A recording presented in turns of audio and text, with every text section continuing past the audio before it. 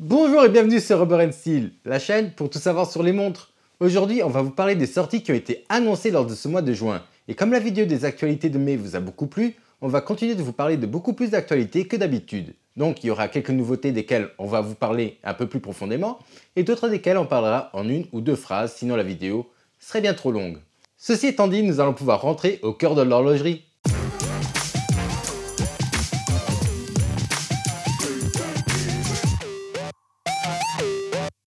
Comme pour les actualités horlogères des mois précédents, dont les liens seront dans la description, s'il y a une sortie de laquelle on n'a pas parlé dans cette vidéo qui vous a particulièrement surprise ou que vous trouvez intéressante, n'hésitez pas à nous le faire savoir dans les commentaires puisqu'il se peut aussi qu'on ait raté l'une ou l'autre vu le nombre de sorties horlogères qu'il y a tous les mois. La première marque de laquelle je vais vous parler, c'est Frédéric Constant. Et ce mois-ci, il y a eu deux belles annonces de la marque. La première, c'est la famille des High Life qui s'est élargie en accueillant des chronographes. Et la première chose qu'on peut dire, et qui saute aux yeux, c'est que ces montres ressemblent énormément aux nouvelles Tissot PRX chronographes. Mais si on met ça de côté, ce modèle est sorti en trois versions différentes, la version or-acier, la version noire et la version bleu-argent. Et il faut dire que les trois sont très bien finis et sont très esthétiques. Taille raisonnable de 41 mm et réserve de marche de 60 heures, ce qui n'est pas mal du tout. Là où ça pique, c'est au niveau du prix, puisque ces modèles sont affichés à un peu plus de 3000 €. La deuxième nouveauté, c'est une collaboration avec The Naked Watchmaker qui a donné vie à cette Slimeline calendrier perpétuel qui est charmante, mais le mélange des couleurs aurait pu être mieux choisi, à mon avis.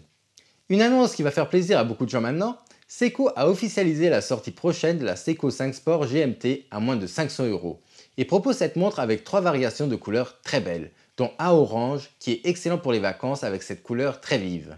Audemars Piguet a sorti une montre pour femmes qui, si elle sortait en 36 ou en 41 mm, ferait plaisir à plus d'un. Et c'est cette magnifique Royal Oak en 34 mm avec son cadran multicolore du plus bel effet.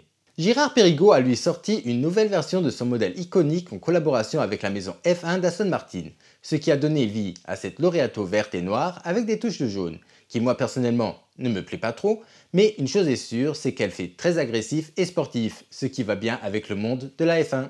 Maintenant, des actualités qui nous viennent du Japon et qui vont directement aux États-Unis sans passer par chez nous, malheureusement. Et c'est Grand Seiko qui a sorti de nouveaux modèles exclusifs sur le marché des States, dont deux GMT, un bleu et un vert, mais aussi deux montres à réserve de marche et petite seconde à 9 heures, dont ma préférée est celle avec ce cadran bleu, qui est époustouflant sur son bracelet en cuir bleu foncé. Donc si vous allez en vacances aux États-Unis, vous savez quoi faire, vous allez chez Grand Seiko et faites-nous des photos de cette magnifique montre et envoyez-les nous sur Instagram, ça nous fait toujours plaisir de recevoir de belles photos de nos abonnés. Petite pause pour vous parler d'un trafic international de montres de luxe volées qui a été démantelé dans le sud de la France où 9 personnes qui sont soupçonnées ont été interpellées et en tout 152 montres, 137 000 €, 3 kg de cocaïne ainsi que 3 véhicules ont été confisqués. Donc, quand vous vous baladez avec vos garde-temps de valeur, faites attention, puisque c'est de plus en plus fréquent qu'on entend parler de vol de montres de luxe. Avant de continuer, n'oubliez pas que si ce genre d'actualité vous plaise, il faut liker la vidéo et vous abonner et activer la cloche afin de ne rater aucune vidéo de la chaîne,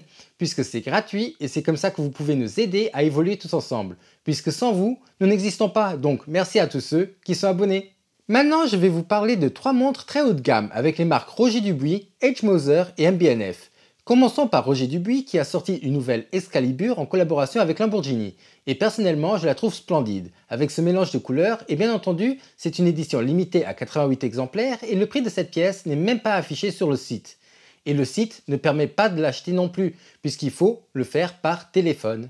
La Moser, elle, est en collaboration avec Undefeated, qui est une marque de vêtements, si j'ai bien compris, et la montre a d'ailleurs leur logo à 12 heures. Cadran très spécial qui me fait rappeler l'esprit japonais que j'aime particulièrement, mais c'est le modèle de la montre en elle-même que je n'aime pas. Et d'ailleurs, c'est le seul modèle de la marque que je n'apprécie pas. Pour finir, avec les montres très chères, MB&F a sorti une montre pour femmes qui s'appelle la LM Flying T Tiger Eye, ce qui signifie œil de tigre. Et la montre est sublime comme toujours chez MB&F. Et tant le petit cadran que le grand sont faits à partir d'une pierre de gemme brune. Et pour plaire à mesdames, sertie de diamants, avec son tourbillon volant en son centre. Prix catalogue 142 000 francs suisses, donc un peu plus de 142 000 €. Passons à mon coup de cœur de ce mois de juin, et c'est toujours assez cher, mais pas beaucoup de gens connaissent la marque. C'est la marque Parmigiani Fleurier, qui a sorti deux nouvelles couleurs pour sa Tonda GT chronographe, l'une entièrement en acier avec des sous-cadrans et un bracelet gris pour à peu près 20 000 €, et la deuxième qui est mon coup de cœur, qui est celle en or rose avec les sous-cadrans et bracelets de couleur bordeaux que je trouve tout simplement splendide. Deux bémols, le premier c'est le prix de cette pièce qui est affiché à plus de 43 000 €, et le deuxième c'est qu'elle a un diamètre non négligeable de 42 mm, qui est vraiment à la limite de ce que je pourrais porter avec mon petit poignet. Surtout que la montre n'est pas mince non plus, avec ses 14,2 mm d'épaisseur. On ne pouvait pas ne pas vous parler des nouvelles Breitling Super Ocean qui sont déjà assaillies de critiques dues à leur aiguille des minutes qui sont tout simplement horriblement massifs, avec un énorme carré en leur extrémité qui ferait presque penser à un marteau. Mais bon, n'hésitez pas à nous dire en commentaire ce que vous pensez de la montre parce que moi personnellement ça ne me gêne pas plus que ça. Maintenant qu'on a dit le point négatif, on peut passer au positif. Et le point le plus positif que j'ai pu voir, c'est le fait que la montre existe en plusieurs tailles différentes, que ce soit 46, 42 ou encore 36 mm. Et les versions orange et bleu en 36 mm sont vraiment charmantes d'après moi. Surtout pour l'été, à la plage.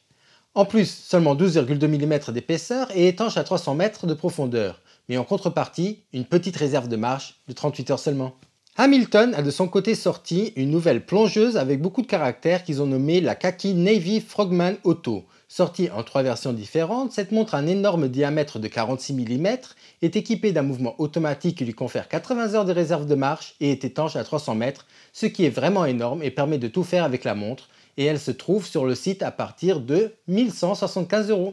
Ce mois-ci, il faut bien évidemment parler de Norqain et pas seulement à cause de leur montre squelette qu'ils ont annoncé, qui est très intéressante et qui a l'air bien finie avec des petits airs de Patek Philippe Nautilus avec ses deux petites ailes de chaque côté du boîtier, mais également parce qu'ils ont une nouvelle tête pensante au sein du conseil d'administration et ce n'est pas des moindres puisqu'il s'agit de monsieur Jean-Claude Biver qui est une véritable légende dans le monde de l'horlogerie qui a entre autres acheté Blancpain alors que la marque n'était plus rien. D'ailleurs à l'époque, il avait racheté la marque pour 22 000 francs suisses et l'a revendue quelques années plus tard pour la somme de 60 millions de francs suisses.